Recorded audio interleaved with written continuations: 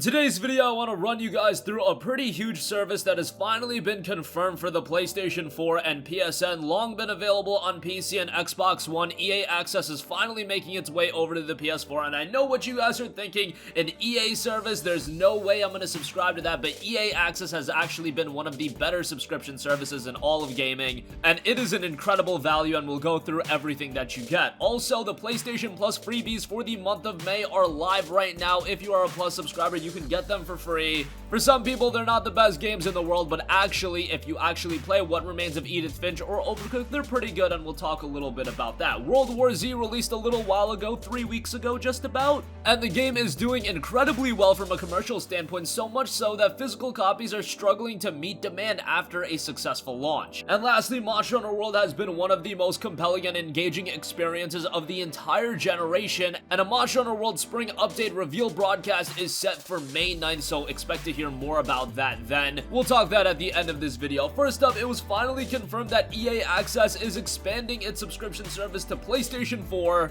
They put out a statement saying today Electronic Arts announced that it is bringing EA Access to the PlayStation 4 system starting this July. Players can sign up for a monthly subscription at $4.99 or an annual subscription at $29.99. Definitely go for the annual subscription if you're interested in this service. You're saving half, and you're essentially paying $2.50 a month instead of $5, but nonetheless, that'll be available through the PlayStation Store. And with the addition of the PlayStation 4 console to the already existing membership services on Xbox One and PC via Origin, EA now offers its subscription services on more platforms than any other publisher. They noted, as we continue to invest in digital and subscription services, bringing great games to even more players across more platforms, it's an exciting opportunity for everyone. Our goal is to give players more choice to try and play our games wherever and however they choose, and we're happy to bring EA Access to the PlayStation 4. Membership in EA Access lets players experience Play First trials where they can play up to 10 hours of most new EA games. Subscribers also enjoy a 10% off discount on full game purchases, expansions, in-game items, and more. And of course, the biggest factor for EA Access is players can jump into a growing library of EA games, including the best of EA with franchises like Battlefield, EA Sports, FIFA, Star Wars Battlefront, and more. To give you an idea of what's available on EA Access right now on the Xbox One, you've got games like Unravel, Burnout Paradise Remastered, FE, UFC 3, Star Wars Battlefront 2,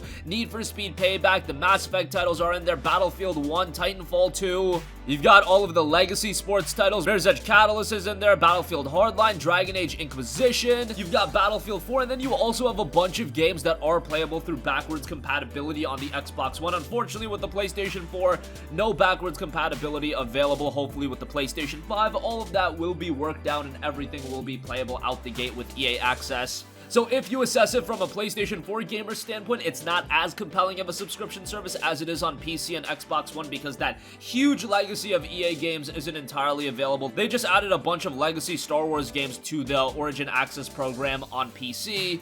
Unfortunately, of course, on the PlayStation 4, you won't be able to play those games, but nonetheless, the value it offers is still quite good, and hopefully at some point we also get Origin Access Premier on consoles. Currently, that's available on PC only. It's $14.99 a month or $100 a year, but it gives you access to every newly released EA game, so Anthem is on there, Battlefield 5 is on there, and all upcoming EA games will be on there as well. I imagine Jedi Fallen Order, all of the upcoming sports games, and things like that. That's a pretty compelling service. If you do plan on buying, 2 EA games a year for full price, you're getting all of that for the price of Origin Access Premier, and of course, that'll offer a lot of other incentives as well. EA Access is something I've been wanting to come to PlayStation 4 for a while now, given that the Vault lineup of games is easily worth subscribing for, and the 10-hour trials are pretty great as well. I know EA has a very negative stigma attached to them right now. Sometimes it's rightfully so, sometimes I feel like people are hating on it a bit too much, but EA Access has been received rather well, and guess what, if you don't want it, you don't have to subscribe to it, but now the option is there if you do want to subscribe. $30 a year for it, I would say, is pretty great, and given that it's readily updated with new games, I'm happy to see it come to the PlayStation 4 come this July.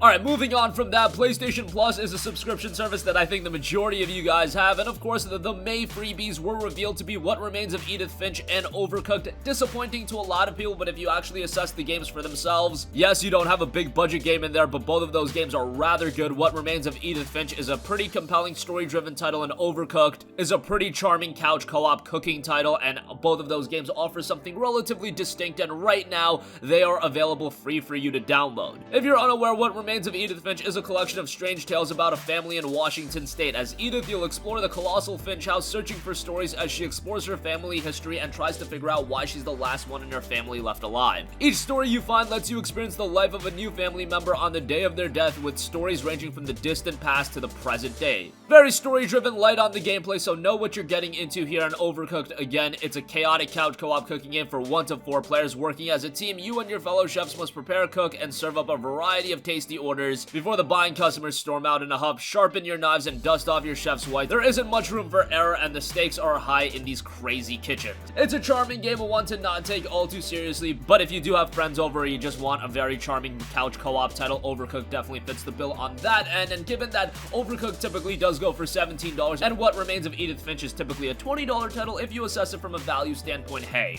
it's not all too bad, especially if you follow my advice and you're getting PlayStation Plus for $3 and change a month by picking up a year subscription for $40 or $45. Moving on from that, World War Z was one of the better received games of April. I don't think it's too much of a far cry in saying that.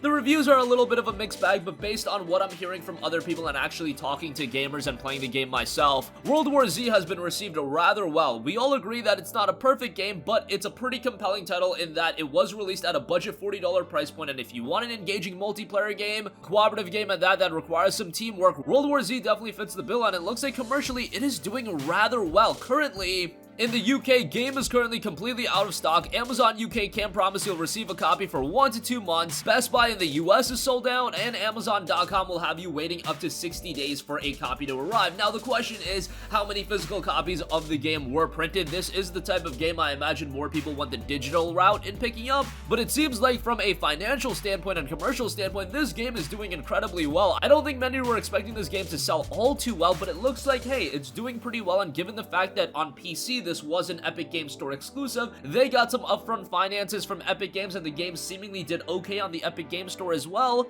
So financially, this was probably a home run, and Focus Home Interactive probably has to be pretty happy. They've been putting out some very successful games recently. Even though they're not mainstream blockbusters, they know where their audience is, they're making a profit, and at the end of the day, that's the main thing you can ask for. Plague Tale Innocence is being published by them next week, and we'll see how that game turns out, but there also does seem to be a groundswell of anticipation building for that game. So good to see World War Z do well. Hopefully that incentivizes them to keep the game updated and add new content, because as far as the cooperative experience goes, World War Z is one of the better ones you'll find on the PlayStation 4. Speaking of great multiplayer experiences, Monster Hunter World obviously has been one of the best games of this generation. Capcom has done a phenomenal job not only with the base game, but they've consistently kept this game updated, feeling fresh with new content, and now we're gonna get even more reveals about the game, considering that the Monster Hunter World Spring Update reveal broadcast is set for May 9th. Capcom announced that they will host a Monster Hunter World Spring Update reveal broadcast on May 9th at 4 p.m. Pacific Time, 7 p.m. Eastern,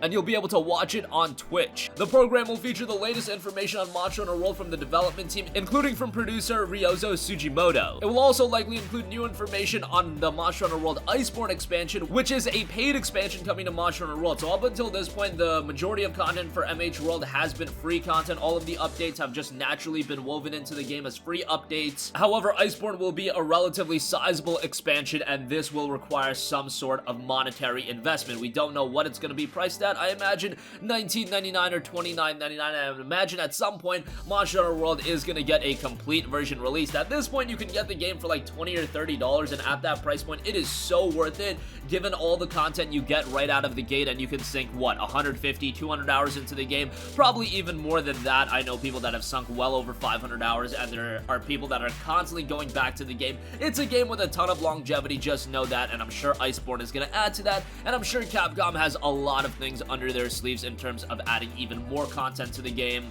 It's just great to see how Monster Hunter has really translated into the mainstream gaming world, because prior to Monster Hunter World, yeah, people knew about Monster Hunter, but it was relegated to platforms like the PSP and various Nintendo platforms, and it didn't receive that mainstream recognition. But now, MH World is one of the most compelling games in all of gaming, and I hope to see that continue, and I hope to see Capcom's success recently continue as well. With Monster Hunter World, Mega Man 11, Resident Evil 2, Devil May Cry 5, they are really just firing on all cylinders, and that's great to see, because for a long time, Capcom time was struggling a little bit, but now it seems like they've got some real momentum as they release successful game after successful game. And that is going to conclude this video. Again, EA is bringing EA Access to the PlayStation 4 and PSN. I know some of you guys are going to think, hey, it's an EA service. That's not for me, but EA Access is actually a great value given all the content that you get. What Remains of Edith Finch and Overcooked for you Plus subscribers are out right now. World War Z is doing very well commercially, and Monster Hunter World is getting some new reveals on May 9th. We'll keep you guys posted on what's revealed as a part of that.